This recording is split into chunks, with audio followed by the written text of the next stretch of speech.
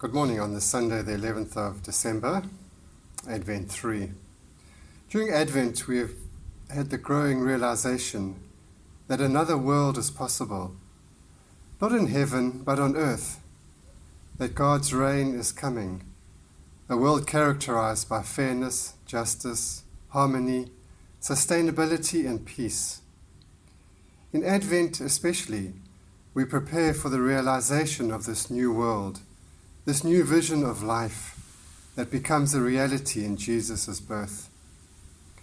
As partners with God, we prepare ourselves by being prepared to let go of the old and to bring in the new. We start by becoming free ourselves. The prophets of the Old Testament continually call the people back to God and criticize the way people are treated, especially those who are poor.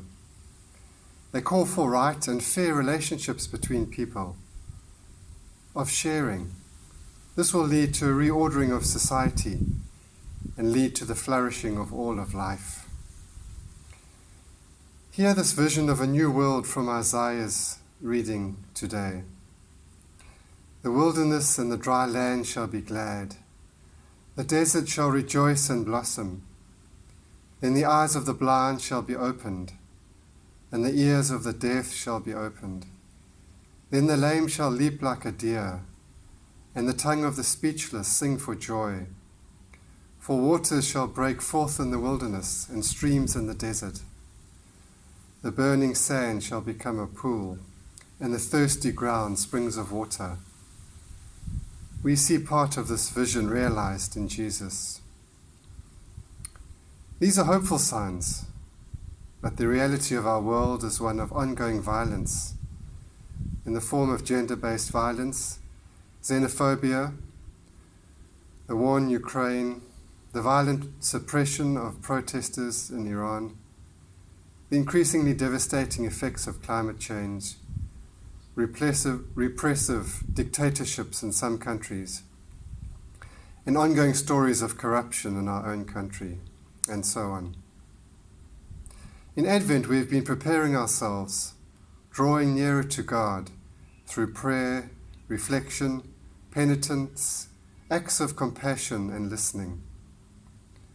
We believe God can use us to remake the world, to challenge the violence and exploitation, to bring healing where there is brokenness, restore people's dignity. This can start with small acts of kindness. The lives of both John the Baptist and Jesus guide us further in making a positive contribution to the world, starting with our own lives. There are some similarities between these two people. They both lived on the edges of society, John literally in the desert, and Jesus moved from place to place and home to home. And they also had time for silence. John seemed to live a relatively solitary life, and Jesus who would take time out from the crowds to be alone to pray. Most importantly, though, they both lived freely and lightly. John dressed simply and ate locusts and honey, and Jesus moved about without being weighed down by things and commitments. This leads me to an important Advent discipline, that of letting go. A practice that we can continue beyond Advent too. Jesus expected from those who follow him complete detachment. His followers had to be willing to drop their nets, leave their boats and homes and families, perhaps not permanently, but for long periods of time, when they would preach in villages. Also, they had to travel lightly when on the road. Remember Jesus' instruction he gave, taking no money, no bag, no possessions, no extra clothes.